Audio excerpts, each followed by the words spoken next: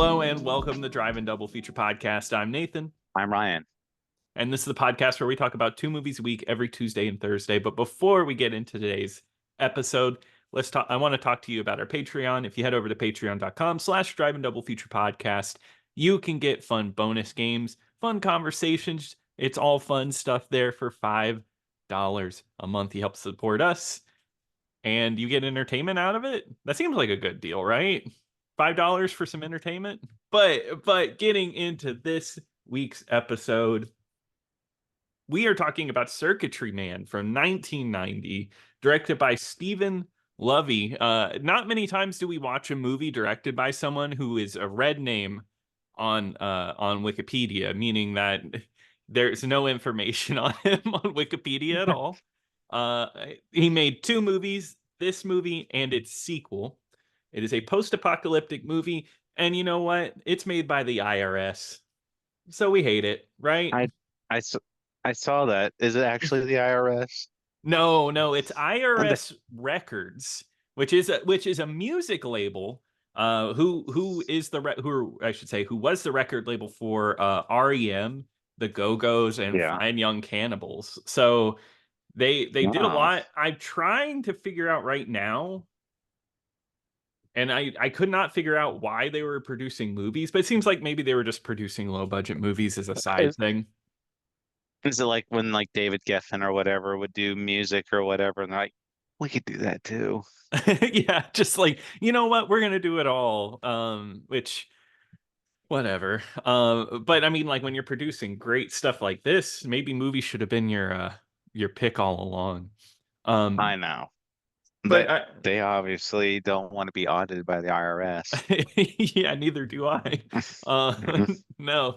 But Circuitry Man is based off a student film. Stephen Lovey made this movie while he was in college, and then he got a little bit of a budget to make it into a feature-length movie. Ryan, before we get into this plot, I guess I'll ask you, what's your experience with Circuitry Man? When did you first see it? When am I not watching Circuitry Man? I had the VHS right on my shelf. It's staring at me right now. I have it on a little pedestal. And really? You happened to pick it, and I was like, "Oh my God, I can't believe he's finally picking this movie." Yeah, we've been asked plenty of times for it. Yes. Yeah. But no, I've never heard of it. Neither have I. I've never heard of this movie either. I added it to my watch list because I saw the poster and I was like, okay, that looks weird. So here we are. It's another poster pick.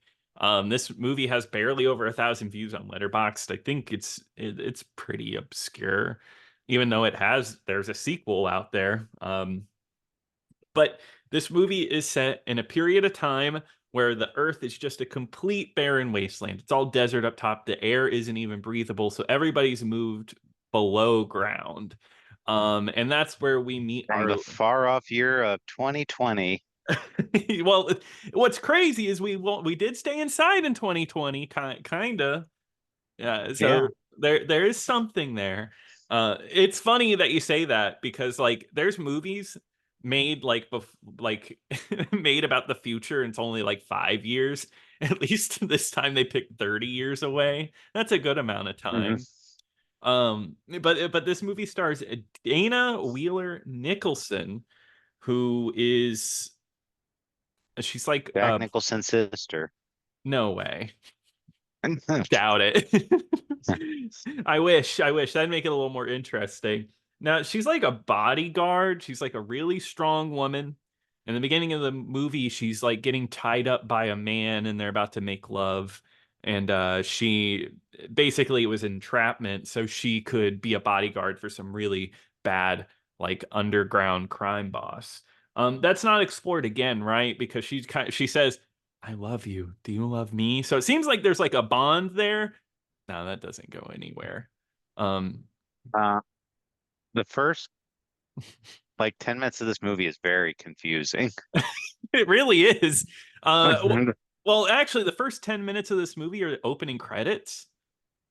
Did you feel Oh that? God, yeah, they took forever. It's like, because the And idea is it's like showing the top that's dead, and then it scrolls down to the underground world, and it's like 10, like not 10 minutes, but it feels like forever to get down into the actual plot. yeah, so you'll see like one name pass by, and it does like this, does like a big screen crawl, and it's just like and it's just like, let's play this whole song.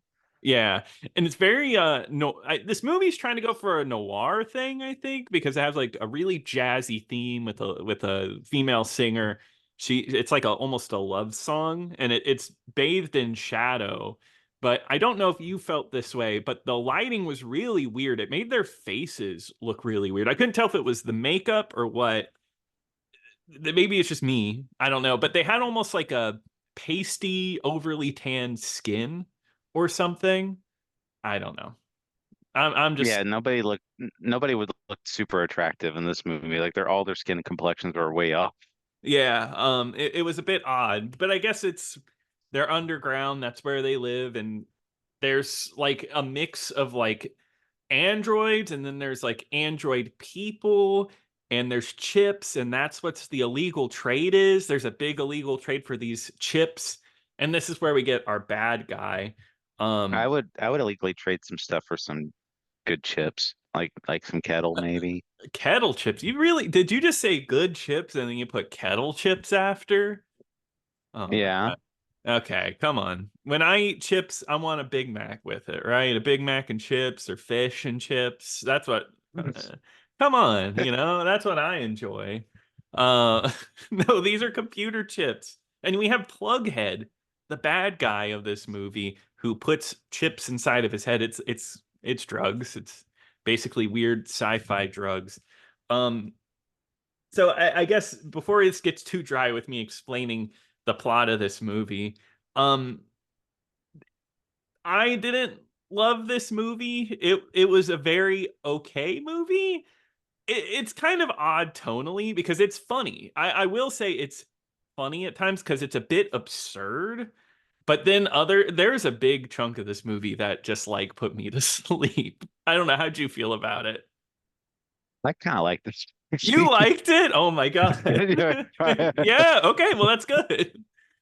I I I don't know. Like at first I was kind of like weirded out by it, where I was just Mhm, kind of like, I was like, what is going on? Like who are like it's just this weird tone, but like all these like weird jokes and like things like mhm. that, I just really kind of won me over. Yeah, no, well, and that's the thing. This is an absurd movie. And I think it took me way longer than I expected to realize that's what it was going for. Because it's weird. It's definitely really low budget, but you can tell that the director was trying really hard, was really swinging for something. Like there's a bigger idea here. I kind of treated it like Total Recall, which like Yeah. is like they were playing it straight, but there's some comedic moments in it. Yeah, yeah. I think I'm mostly thinking about the ending where it gets like really crazy. Um, but yeah, the idea is that there is this she has these chips. She basically got away with them, and she wants to go to New York to sell them, and she has to use a Romeo bot in order who's a good driver to drive them through the maze, which is like a series of parking garages that connect New York and Los Angeles. It I know it's wild the stuff they they're coming up with in this Can movie. can you imagine if you had to drive through like a parking garage, Oh, like like for 3,000 miles, like you're just driving in a parking garage? that sounds miserable. And along the way, there's like these slugs in there that can get on you. Yeah, and Yeah, this Romeo bot is half computer, half man, all lover, all lover. And banner. yeah, Danner. And I will say I do like the idea that he is looking for his long lost girlfriend who was just put in his brain. Like she doesn't exist, but he was programmed to think that his girlfriend is gone and now he'll do anything. And then our lead, I should say Lori, she uses that to her advantage. No, but they all call her in this movie, of course, a muscle bitch. Yeah. Yeah, which is crazy because I did not get that vibe off of her. The action The, scenes. we're not. I don't know. She didn't feel like she fit the But role. no, I mean, there's like what, like two scenes where she fights people.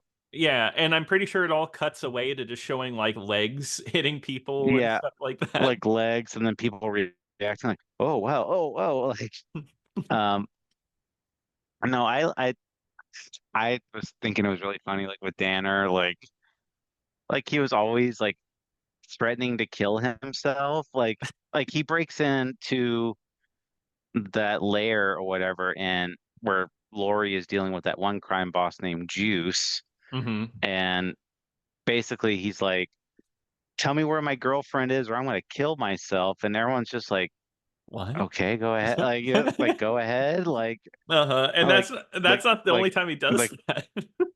no, that's why so then became like a running joke. So like Hmm. I thought it was gonna be like a running joke for like any time like they had a disagreement, he was gonna like threaten to kill himself or whatever. Yeah. Like because he did that like when Lori showed up at his house and was like, "I know where your girlfriend is," and he's like, "Tell me right now, I'm gonna slit my throat." And and I thought it was gonna be this bit where it's like she's like, "No," you know, like where Lori's like oh like being like a jerk to Danner, and Danner could just like, "If you don't calm down, I'm gonna kill myself." That would have been funny. Yeah, no, and like I think that running gag is fun. I think he's probably the better part of this movie. I do like him. I like the ideas that he has. There's some interesting stuff like because he can drive cars, but I guess people can just plug in the car, sorry, jack in the cars and drive them that way, but he refuses. He wants to use his hands and really drive a car. And he gets this Yeah, he wants car. to use his hands and jack in the car Yeah, he wants to jack in the car. with his hands. Yeah. Yeah, of course. This car is sold to him by a man who's like half machine, half car engine, half person, and he's being like lifted off the ground. Bizarre stuff. And then we get to the parking garage, which is Oh, blocked off. Oh, go ahead. oh, you mean Jugs? Jugs, thank you for remembering their names. I told you I like this movie, Yeah, I so could I go. tell. I could tell. I, it, I like the part too because he comes in like they show him like lowering into the scene, but it like takes a really long time for him to like get lowered in, and he gives them a car, and he starts like careening back, and I thought they were gonna like show him just like going back into the air really slow, and then like when the bad guys come in to like intimidate Jugs Mhm. and basically just being like, where is he, like all that. And he's like, oh, like he's like starts like going up in the air like he's trying to like run away, but it's really slow. So like they just Yeah. grab him immediately. Yeah, and they just grab him right there. Yeah. There's like this is one of those movies that's kind of funny because the ending happens and we realize just how many bad guys are in this movie. So Plughead is the main bad guy, but then there's also two cops that are on their case to get the chips. And then once they actually leave to the desert world, there's another group of people that we have to deal with in this movie. So it's kind of later. Oh, and also their partner they get in the parking garage, who you're always thinking is going to dupe them. But Ryan, what Leech, was his name? Leech. isn't it? Thank you, I thank you, see. because he eats leeches. Yeah.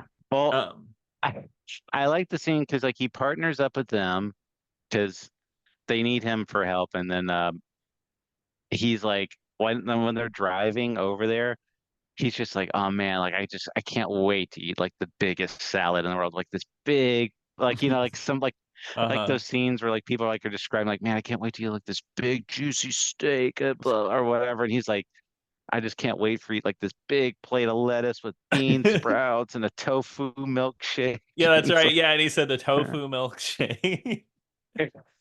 um, but yeah, this guy's able to supply them the oxygen so they can go out into the desert world.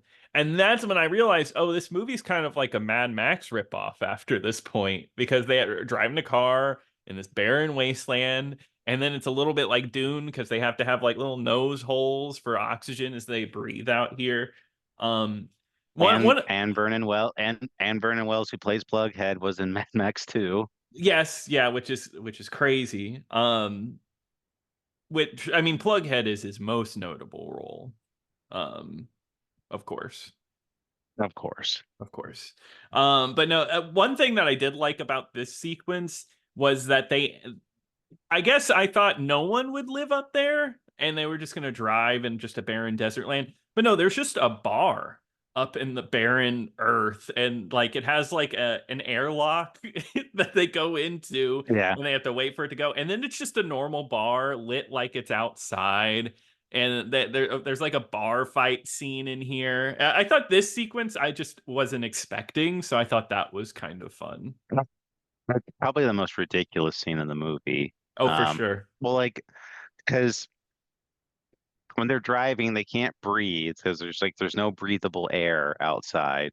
Hmm. And but like you figure like when they're driving the car, they're like, oh, make sure you have the top up so we can breathe. But it's like there's no way that car is airlocked. There's no No. way uh, like if you're sitting in a car with the doors shut and the windows rolled up, there's still like you're like Yes. the outside elements could still get to you. The outside air could still come in your car. Yeah, because I think So it's like a it's an older car too. It's like from the 60s. So it's not like yeah, it's some like new design car.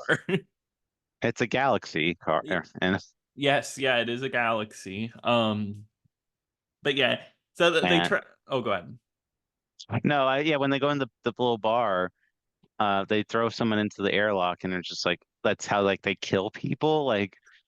And Danner comes in and it's basically just like, hey, but if you give me some of your oxygen tanks, I can hit this trick shot right here, and he does it.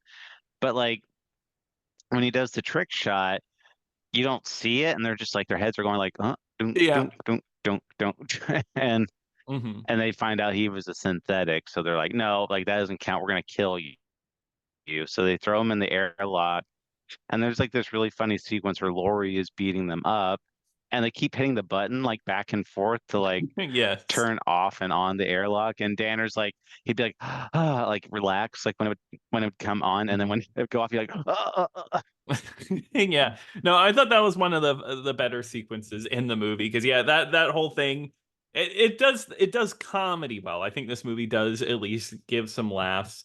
I guess like I think any other movie would show the pool game and how watching them all go in, but it is funny like how long that goes on for, how long the trick shot is because it's just like it's like a minute of just hearing boom, boom, boom, boom of it hitting things. Um, yeah, I thought that was funny. Like yeah. they just showed that forever. Hmm. But yeah, then the movie becomes like a dystopia movie once they leave there. And Plughead has become like increasingly like evil. Just like over time, he just gets crazier and crazier, wants more and more power.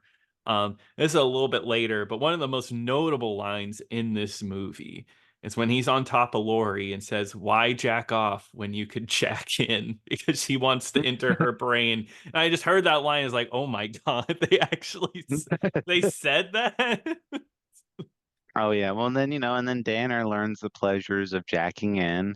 Oh yes, yeah. I love now that scene I love where he's on the motorcycle and he's like, "Why don't I just jack in?" And then he plugs into the motorcycle and then like just some music starts playing and he's cruising in the middle of the desert. What what was that like? What was the effect supposed to be that he did that? That's what I don't understand. I was like this like it was like basically like all this like statistics and stuff like that, like well Hmm. on the screen. And I'm like, well, he's not going any faster or anything, not that I could see. And I'm like, Oh no, I he don't just got see what the benefit. he plugged in the aux cord so he could listen to music. Oh, Oh, okay. yeah, that's what happened. He's like, "Oh, I can listen to my Right, playlist." mm, right, the aux cord where you can get your oxygen. Yeah, there we go. I would have loved to have seen that. They predicted the aux cord. um, but Uh, no, well, because that seemed like they take one of the guys from the bar and they do like the motorcycle bit where like they tie all of his limbs to a motorcycle and they all go in different directions yes, yeah. and and his limbs fly off, and they do that to Danner too, and it Mhm. does like start to tear him apart, and they kidnap Lori, and that's when Danner like has to go out and save Lori. Yeah, exactly. And then um and then Lori and Leach, they do end up getting to New York to make the trade. And Leach has the suitcase handcuffed to him. And this is when everything stacks on top of each other. So come to find out, the main crime boss isn't dead. And then to get the suitcase, they plan on chopping Leach's arm off. And then the like group of like people from the outside world, they come I in and he oh go ahead. I want to say there's the one scene when they reveal that Juice is alive and Juice has this bodyguard, and Mhm. he says this really funny line. Like just he says it like I forget why he said it, but they're making like some crack about him, and he's like, "Hey, shut up!" Yeah, that's right. Yeah, he just Right? says, yeah, because he's just like whining, and yeah, he just goes, "Hey, shut up." It's very like out of like it doesn't feel like what he would normally say. Because this bodyguard is very like he doesn't have any jokes. There's no comedy to him. He's very matter of No. fact. Um, but I like that because there's like the stacking because Leech thinks he's saved, and then the I guess the dystopia Mad Maxy people come in, and then they get a machete to chop off his arm, but then they just break the suitcase off, and then the cops appear. This is when I was like, this is absurd, like things are just stacking. Then the cops come in and they think it's over, and then Plughead comes in, and it's like, wow, everybody's here at the end of this movie. But then it gets even crazier whenever he forces Danner to jack into Plughead's brain, and it looks like what's that? Tetsuo? The movie we watched it a while Oh, ago. right. Yeah. Tetsuo, Uh, the Iron Man. yeah, it's a lot like that where he's like got like cables coming out of his head. It's almost like a Oh, yeah. hellscape. Hmm. It wouldn't surprise me if that that was like inspired by that, maybe. But Well, um, that and the guy in the engine reminded me a lot of that. So I could see yeah, it. yeah, possibly. No, yeah, that was like a completely different sequence where it's because Danner is inside Plughead, and Plughead looks like really crazy. Well, like Hmm. his eyes are all bugged out, and his skin's all dark and like lumpy Hmm. and everything. And Danner just walks in to find a bunch of like naked dead bodies like in Plughead's head. Yeah, like his head is like just absolute hell. Um, but don't worry. Don't worry. Danner wins. You know, it's all over, even though Plughead does return, I guess, for a sequel. But no, we end up getting a nice happy ending to everything here with the jazzy song playing, the theme of Circuitry Man, which is now on your Spotify. Yeah, yeah, actually I did listen to it. So yeah. Oh, there you go. Cool. You really Uh you loved some Circuitry Man. it was it was good. I liked it. I like too because there's a scene earlier where Danner like he's like sitting in an apartment, he's looking out the window, and you think it's like this nice, like pleasant beach, and it turns out it's just like a hologram or like, like it's just Hmm. like a wall TV pretty much. And they start walking onto the sunset or whatever, but he turns it on again, and Hmm. it turns out like they were like in like that dingy warehouse or whatever, but they turn it on so it looks like they're walking on the beach, and then like Yeah, and then they like these actually horses walk run on the by. beach. Yeah, with the horses too. Yeah, Yeah. No, just I such an absurd movie, like overall. Like I was not expecting like a comedy with like really absurd elements like that in it. yeah, yeah. I think when it was allowed to be silly, I enjoyed it. I guess for me, why I would give it like say it was just okay. I felt like some of the driving bits or like some of the connecting bits at the parking garage kind of it just didn't keep up the same tone. And I feel like if it was a very consistent tone, I might have liked it a bit more. But I can understand seeing this and having a lot of fun with it. So I totally see where you're coming from. Yeah, I had a good time with it, and I personally, I would give it a recommend. And you know what? Just because you liked it, I'm gonna give it a light recommend. You know, if Ryan enjoyed it, I think I can vouch, right? Can you? I will, and I'll do it right here, right Okay. now. All uh, right, great. but I do think that wraps it up for Circuitry Man. But Ryan, what are we covering on Thursday? Well, Nathan, we are going to be talking about the movie Alligator, and that is streaming for free on Tubi right now. Awesome. Well, I'm excited to watch that one. And if you want to send us an email, you can email us at drivingdoublefuturepodcast@gmail.com.